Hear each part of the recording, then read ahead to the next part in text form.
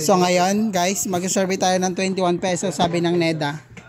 Bibili tayo ng pansit at 10 pesos. Sa tinakay po, magkano tayo? 5. 5. Dalawang 5. 20. 5. Dalawa. Okay na pantay. Diba? Legit.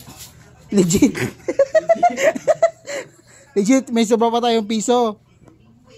Librang tubig. Legit yung Neda. Legit. Kung breakfast, legit siya.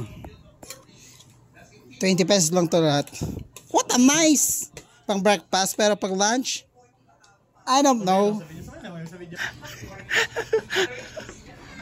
Legit, Jeremy, legit.